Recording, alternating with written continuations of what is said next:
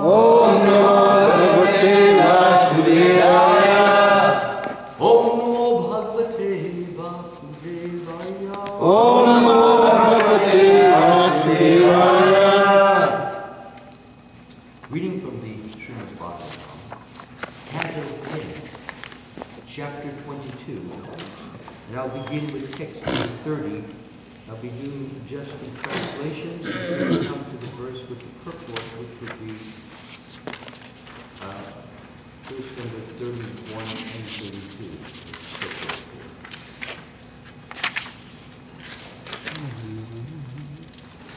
This isn't the verse that I had prepared, but it doesn't really matter because if you want to do the other verses, we're fine. There was another, well, I don't even remember. I had it on a card, and I left the card at the home program. But it doesn't matter. I'm very familiar with this pastime. Yeah, okay. It's not a problem. Yeah, so beginning with the translation. This is verse number 30. When the sun's heat became intense, Lord Krishna saw that the trees were acting as umbrellas by shading him. Thus he spoke as follows to his boyfriends.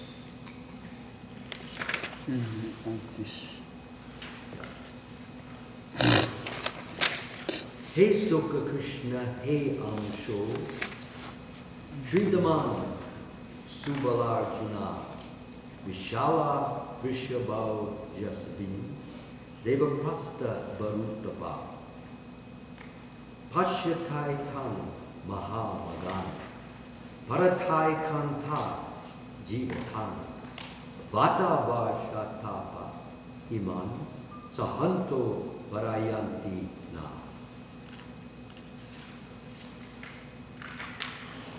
Word by word. Hey Stoka Krishna. Hey Stoka Krishna. Oh Stoka Krishna. Oh Stoka Krishna. Hey Amsho. Hey Amsho. Oh Amsho. Oh Amsho. These are his friends, Krishna's friends. Shridaman Subala Arjuna. Shridaman Subala Arjuna. Oh Shridama Subala and Arjuna. Oh Shridama Subala and Arjuna. This is not the famous Arjuna from the Bhagavad Gita. This is one of his playmates, a different Arjuna. Vishala Vrishabha Ojasvin. Vishala O Vishal Vrishabha and Ojasvi. O Vishal Vrishabha and Ojasvi. Devaprastha Varutapa. Devaprastha Varutapa. O Devaprastha and Varutapa. O Devaprastha and Varutapa. Pashyata. Just see. Just see. Etan. These. Mahabhagan.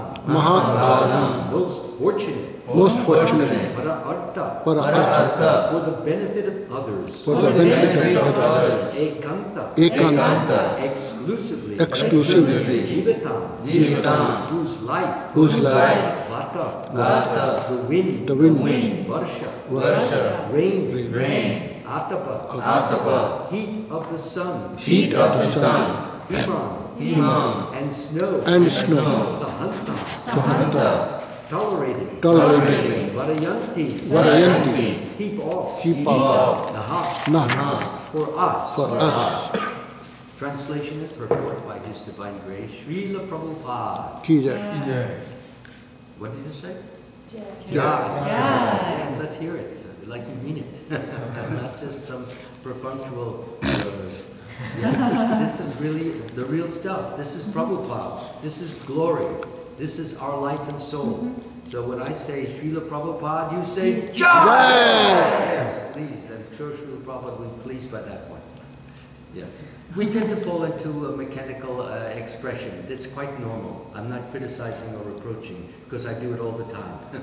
But I try to correct myself, and when I see it in others, I also, with all due respect, try to correct it.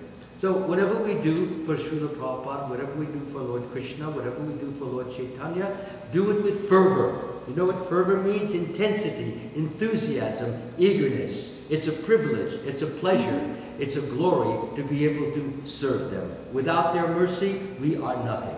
So therefore, out of appreciation, we thank them with a resounding, loud, intense Jai! Jai. Thank you so much. So, translation. O Stoka Krishna and Amshu, O Sridham, Suhal and Arjun, O Vrishabha, Ojasvi, Devaprastha and Varutava, just see these greatly fortunate trees whose lives are completely dedicated to the benefit of others. Even while tolerating the wind, rain, heat, and snow, they protect us from these elements. All together. O Stoka Krishna and Amshu, O Krishna, O Sridhama, O Sridhama, Subala, and Arjun, O Vrishabha, Ojasvi, Devaprastha, and Varutava. Just see these greatly fortunate trees, whose lives are completely dedicated, to the benefit of others, even while tolerating the wind, rain, heat, and snow. They protect us from these elements. So here we see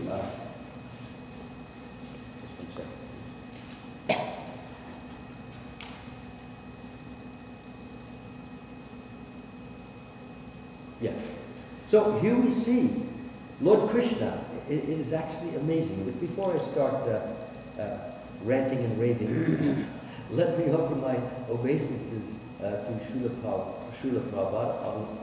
Om Ajnana Timirandasya Gyananandjana Shalakaya Chakshurumilitam Yena Tasmai Gurave Namaha. I was born in the darkness of ignorance, and my spirit opened my eyes to the power, and I offer my humble obeisances unto his lotus feet, and thank for his mercy, without which I cannot say a single word.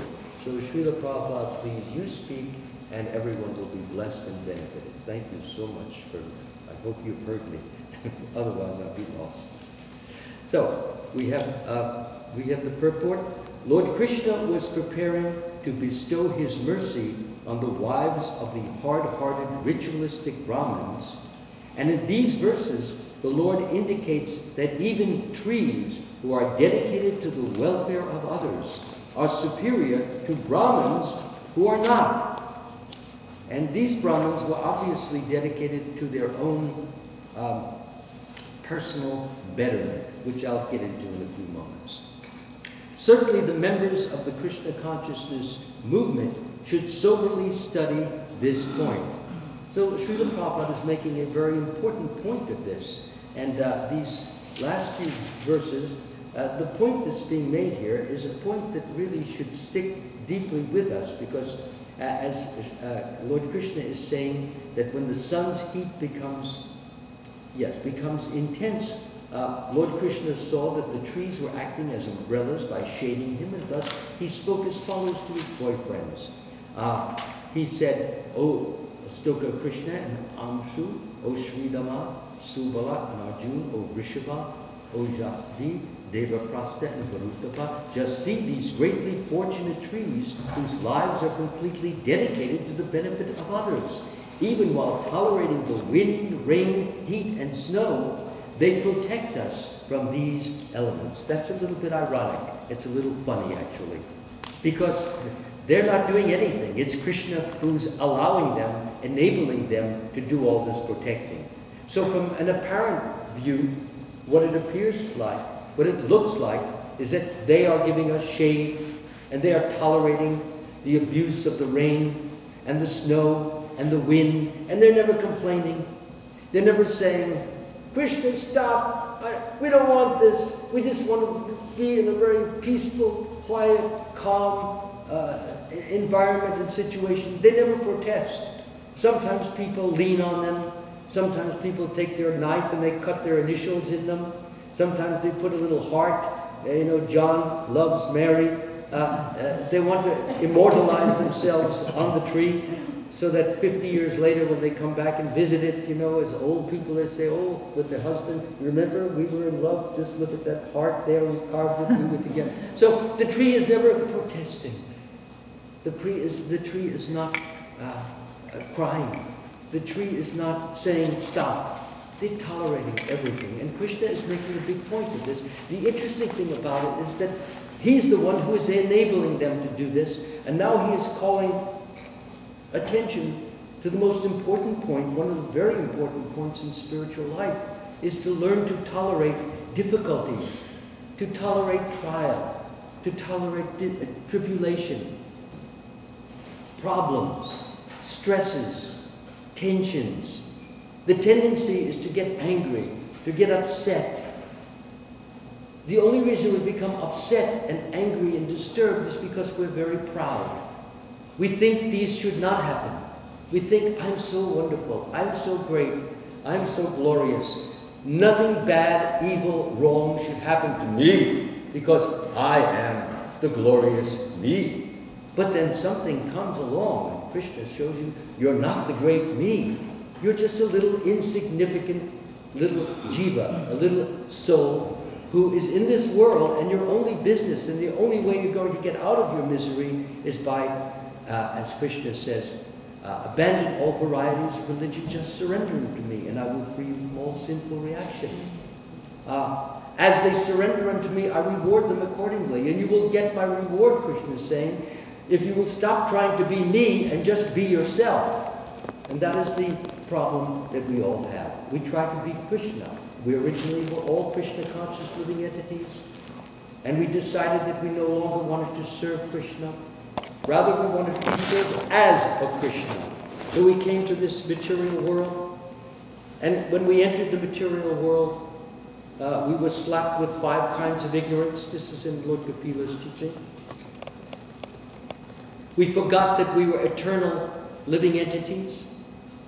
We began to think that we are the material body that we were given in order to enjoy this material world. We began to believe, this is the ignorance that was foisted upon us because we wanted to be an enjoyer. We no longer wanted to be a servant of Krishna because we wanted to enjoy, we wanted to forget him, we wanted to ignore him, even defy him, despise him. We wanted no competition. We wanted to exclusively have the adoration, the distinction, the profit, the glorification of others, so that we can feel, we could taste what it's like to be a Krishna. But the obverse side of the coin, there is the head side, which is the enjoyment, and the obverse side is the pain. So Krishna did not let us get into this world without giving us a means to get back to the eternal spiritual world, which I'll get into in a few moments. So, therefore Krishna has, he is enabling us to return to the spiritual world. But what has happened, as I said, we were 5 kinds of ignorance were foisted upon us. So the third was the desire to enjoy, with the foolish notion that the more we can enjoy through the 5 senses, the mind, the intelligence, in our pursuit to achieve lordship, lordship meaning mastership over all other beings, over the material resources, in our pursuit to do that, what happens is that we may enjoy momentarily, temporarily, ephemerally, meaning it's here and it disappears like smoke. You see the dark black smoke, and then it becomes dark gray, and then light gray, and then dark white, and then light white, and then nothing. This is the nature of our pleasure-seeking world. Here it is. Where is it? Then it's gone. So this is a very important principle in spiritual life, to know that everything and everyone that we become attached to, we must lose at some point. Either we will be taken from them, or they will be taken from us. So we are to love them as for the sake of Krishna. They all belong to Krishna. So because they belong to Krishna, we love them. Not in and of themselves, but as his creations, as his handiwork, as his affection. Excuse me. So, Coming back to the point, then the fourth type of ignorance that was foisted upon us is the idea that if we can, when we become frustrated, we become angry, and we think that anger is a good thing. But actually it's a terrible thing, because all anger does is reinforce this bodily concept, this idea that I'm the body. And in some way my body is being, or my senses are being, my mind is being deprived of the pleasure that I feel I deserve. So I get angry. So what does that do? It reinforces the idea that I'm the body. This body must have. This mind must have. I demand to have it. Why? You're going to lose the body one day.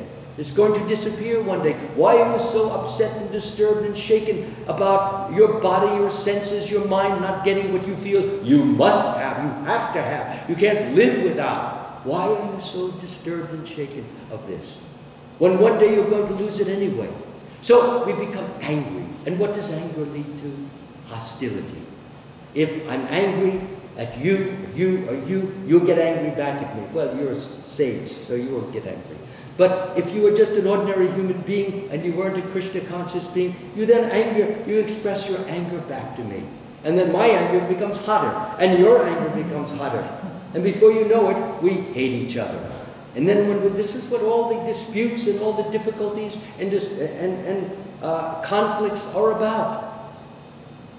I want this, and he wants this, and they begin to be in conflict because they both want to be lords, so there can only be one lord, and then there's assistants. And nobody wants to be the assistant. Everybody wants to be the top gun. So they fight. And the important point of all of this is that in hostility there becomes fight. And then when you have a fight, what do you have? Bloodshed and unhappiness. We go to war. We have family disputes. My family doesn't want to talk to your family anymore. Why? Out of a simple thing. For example, maybe I wanted the sweet rice, and then you took it just as I was reaching for it. And then, oh, that's mine. I was going to, no, I got it first. And before you know it, they're at loggerheads. They're batting, ready to, like rams, battering their heads over a little bit of sweet rice. What is the problem? You'll eat sweet rice tomorrow or the next week. There's so many other good Krishna conscious delights and desserts that you can have. But because you want it, you feel you should have it because you're important. And you're more important than him or her. And because you're important, therefore you demand it. Hare Krishna. Yeah. The deities, Radha Madhavari. Yeah. Radha Madhava ki Jai. Shri Shri Gaurnitai ki Jai. Last one is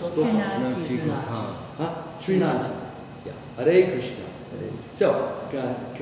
So beautiful, so nicely dressed and garlanded and adorned. I don't know if I should speak. We should just look at them. They're so beautiful, aren't they? Yes, okay. Anyway, I beg for your mercy to forgive me for speaking while you're here. You should be doing the speaking. Really. Sometimes the deities do speak. We have this very beautiful story in Chaitanya Charitamrita. You all remember that story with the two Brahmins. They were in Vrindavan. Anyway, the basic of the story is that there was a big conflict, just what we're talking about.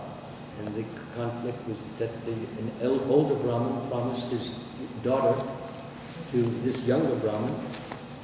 And then when he went back to their village, since the older Brahmin came from a very aristocratic family and the younger Brahmin was from a rather impoverished family, and although the younger Brahmin said that he should not promise him to his daughter because the family will object, the older Brahmin, because the younger Brahmin was so kind and so loving and so he was serving with affection, devotion, said, no, I don't care what they say. So anyway, what happened in the long story is that finally,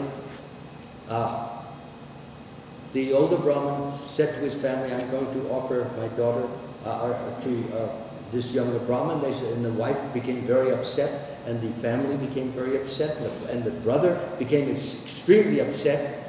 And so, the son, he said, don't say that you actually offered her to, or say better that you were in a stupor when you said that. You weren't in your right consciousness. He had given you this datura, I think they call it. And so just to say you don't remember any of this. So that's actually what happened. But the younger Brahmin said, no, he said it, he was fully conscious, he knew what he was saying, and I even advised him against it, but still he insisted on giving his daughter to me, so therefore he should make good his word, because if he doesn't make good his word, then what happens is that he will hurt his religious principles, and Krishna will not exactly feel very pleased with him. And that will be a stain upon not only him, but his entire family. The Brahmin was not concerned about getting the girl. That was not so much important. He was more, and that is a very wonderful Krishna conscious principle, to be more concerned about the welfare of the older Brahmin and the entire family of the older Brahmin. So then the son of the older Brahmin said, well, you prove to me, you prove it that you made, that this promise was made. So he said, all right, I'll go back to Vrindavan and I'll try to bring the deity here. So he went back to Vrindavan and then he started speaking to the deity, and he said, I think it was Gopal. Huh? It was Gopal? Chakshu Gopal, yeah. So he said, my dear Gopalji, I'm having this problem and then nobody is believing me, and I need you to come with me to be the witness so that you can state, yes, that the promise was made. So then Gopal says, you want me to come back and be the witness? Well, I'm a deity. I don't move. He says, well, wait a minute, you're talking. If you don't, how can you talk if you're a deity? If you can talk, then you can move. So the deity says, but this would be a very unusual and very interesting thing. I've never done this before. Anyway, what happened? He says, well, if you haven't done it before, it's about time that you do it. Because otherwise, I will be in a very difficult situation. They'll think I'm a liar, and I'm your devotee. Is that what you want? They should think I'm a liar? So the deity was put on the spot. He was in a difficult position. He said, okay, then you start going and I will follow you. And you will hear that I'm behind you by my ankle bells. You know, clink, clink, clink, clink, clink, clink. And so they started walking, and he heard, all through the journey, he heard the clink, clink, clink of the deity's ankle bells. And then what happens finally, and the deity had said, please don't look back at me. Otherwise, if you look back, I will stop and I will not walk anymore. So he wanted to make sure that he keeps his mind on the deity, he meditates on him, but don't look back. So anyway, the time came when they were right near, very close to the village, and then the devotee, he looked back, and then the deity stopped. And then he called all the townspeople, and he said, okay, I have brought Gopalji here, which is the proof. He would never have come, but the proof is that I said I would bring him if that promise had been made, and here he is. He came all this way just to justify my statement. So now you have to, he said to the Brahmin, he said to the family, you must give me your daughter, as they say, in charity. So everybody was amazed. Everybody was astounded. Everyone was astonished. Absolutely. But there you are. The deity was talking, the deity was walking, so that's why I was mentioning the deity. And in the pastimes of Lord Chaitanya Mahaprabhu, there were some deities, I can't remember in that exact pastime, where the deities actually came off the altar and they were dancing with all the devotees. Then they went back up onto the altar. They are real people, only they are in a marble form, and due to our lack of depth of vision, we see them often just only as marble forms, but they hear, in fact, the Lord can hear, he can see, he can smell with all of his senses.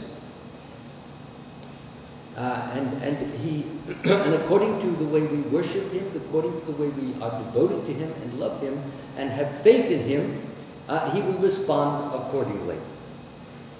And to aid us in this, we have Srimati Radharani.